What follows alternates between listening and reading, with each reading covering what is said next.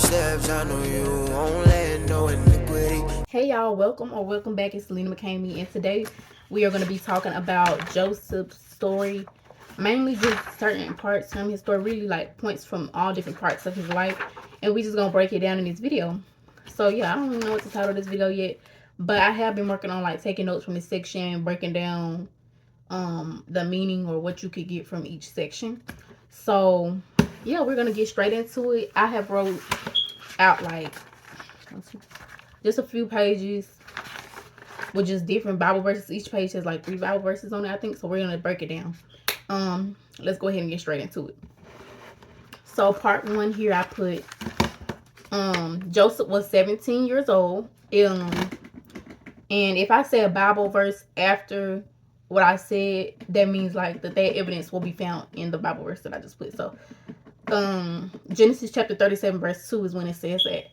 And Israel loved Joseph more than the other siblings, and it says that in chapter 37 verse 3. And I put right here, Joseph had dreams his brothers did not like about him ruling over them and them bowing down to them. This is found in Genesis chapter 37 verse 8. Then I also put his brothers went against him. They never liked him, and they put him in a pit and lied to his father, saying he was killed by a beast. And the evidence for this is found in Genesis chapter 37 verse 20. Then I put they planned to kill him, but Reuben changed their mind. 37:21. And behind Reuben's back, they sold him to the Ishmaelites for 20 pieces of silver. And I put Jacob believes this lie that they told and mourned. It says that in Genesis chapter 37 verse 34. And it says,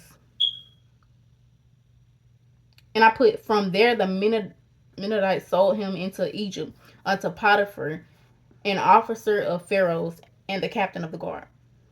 And that's found in Genesis chapter 39 verse 1. And so what I want to talk about in this first page, the notes that I have for this one, I said, if you are a young Christian and you feel like there is no one that has endured this trial, Joseph was 17 and was facing jealousy, criticism, family conflict, and more. They meant to harm him, and God was with Joseph. They intended to kill him, but they ended up selling him. So,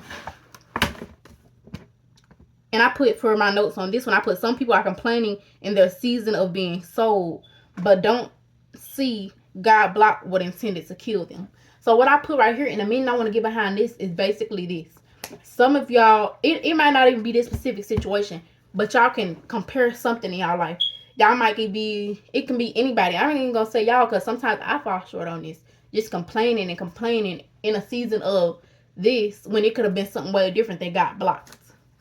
And what he have you in now that you're complaining about is leading to your success. I bet y'all, I thought I had a cut on one. But anyways, yeah.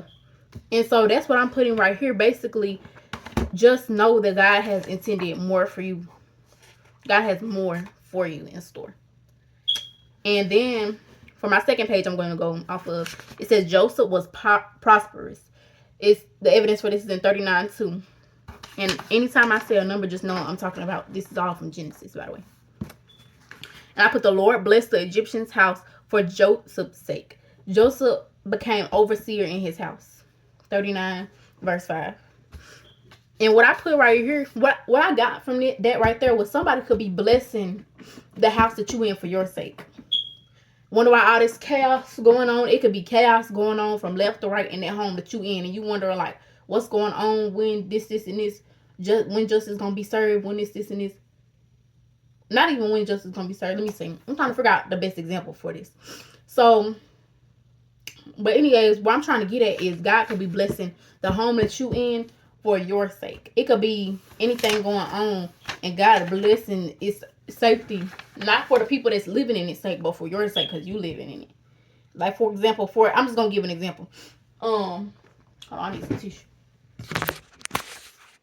My bad, y'all, my nose was running. But for example, if it's a tornado going past or whatever like that, and that tornado was really supposed to knock that house down, because you in and God protecting you, He's gonna protect that house. I'm just using that as an example. I feel like that's where I was getting from this. For your sake. And then I put Potiphar's wife tempts Joseph to lay with her, and he refused. And it says that in 39 verse 10 through 11. And it says she lied and said he tried to rape her, and he gets thrown in jail. 39 verse 14 through 20. And God was with him, and Joseph became a keeper of the prison in charge of all the inmates.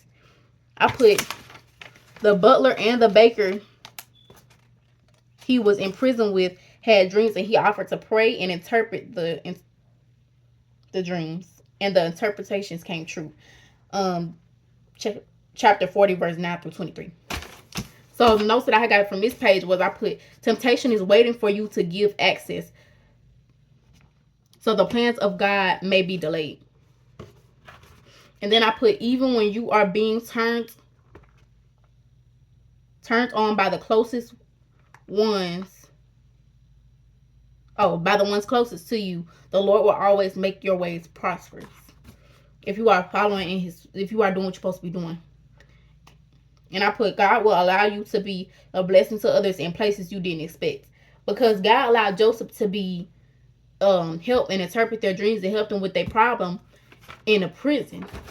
So he was in prison getting thrown in jail for something that he didn't do. But God still allowed him to be a blessing to those people that were there.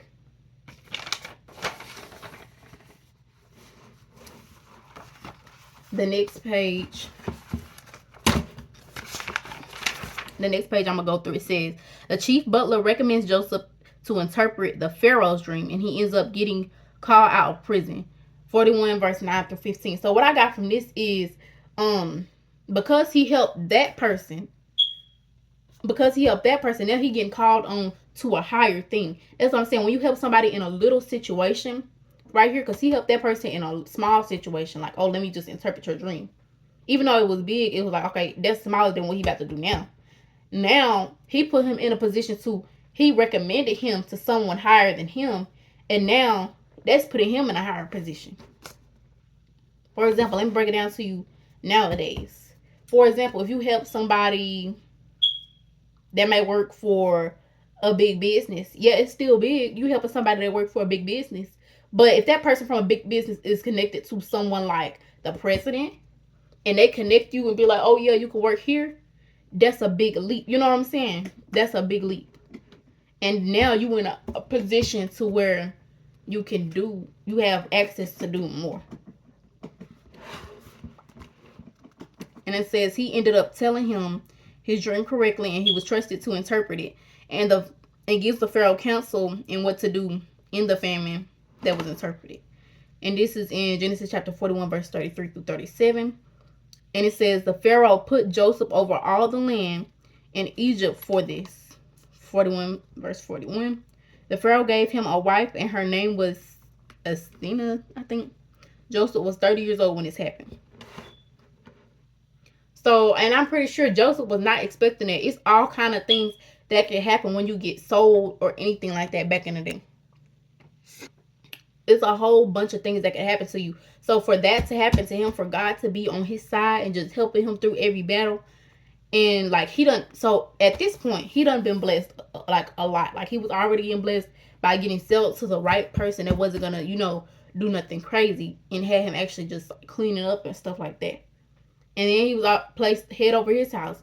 But just because God shut down him being head over his house does not mean everything is over. Oh my goodness, now I just he didn't give up after that, is what I'm saying. Some people are in a state of, oh, you built so much up in this area of your life, and when it's about to come to an end, you feel like, oh my goodness, I gotta shut down. No, Joseph did not shut down. When it seemed like everything that he was doing right and it was going prosperous, when it shut down and he got thrown in jail, it didn't end there.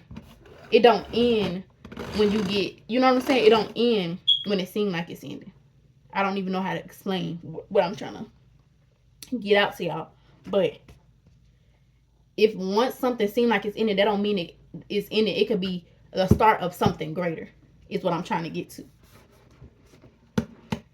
And then I put, he gathered up food during the 7 plenteous years, verse 41 through 47. Chapter 41, verse 47.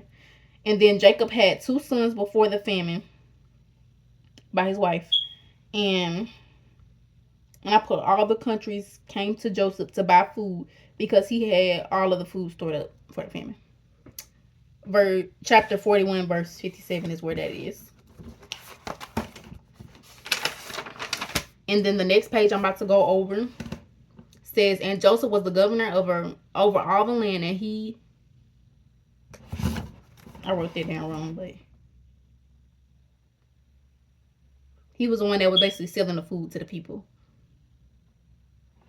of the land. And Joseph's brothers had ended up coming down and bowing themselves down before him, and their faces, basically said their faces was to the earth. And remember, well, I didn't go over this in this video, but if you go back and read, he had a dream about his brothers bowing down to him, and that was actually one of the dreams that his brothers was like getting mad at him for. But you see here, it's coming to pass. And then I put, and God sent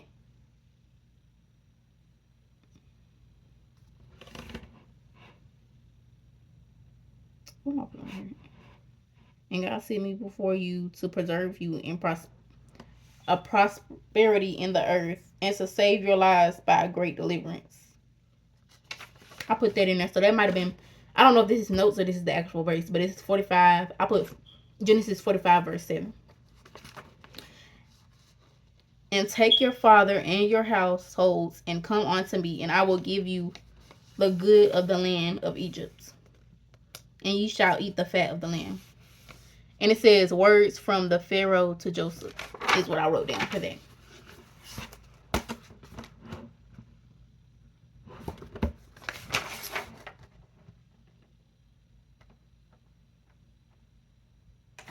So it was just a lot. That's what the Pharaoh had said. But I think I wrote that on the wrong page or something, because that sounded like that happened after all of this. Hold on. Because I wrote part 4 on this, but I think that's actually something that happened after all of this. But him, I put him, his sons, and his sons with him, his daughters and his sons' daughters, all his seed brought him, he with him into Egypt. I was writing this all over the place, y'all. But basically, he ended up being able to bring everyone into Egypt.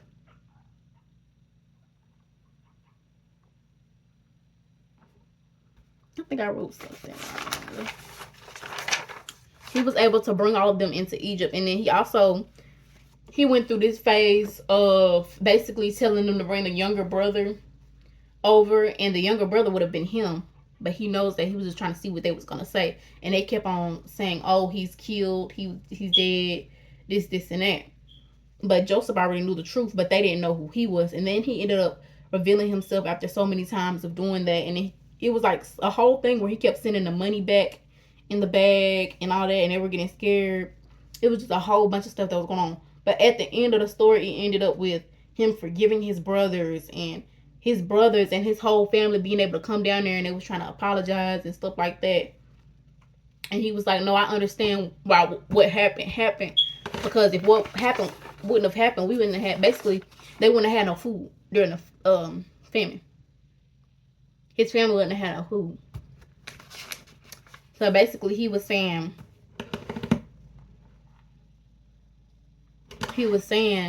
that he understands why it happened. He said that they intended to kill him, but God intended for what happened to be meant for good. And that's basically how the end of the story wraps up. And I think his dad ended up dying. Jacob ended up dying like after he met his sons and stuff. He ended up blessing his sons. And then there was a situation where the younger son, he was blessing. And Joseph was like, well, you know, this is the younger son you blessed? He was like, yeah.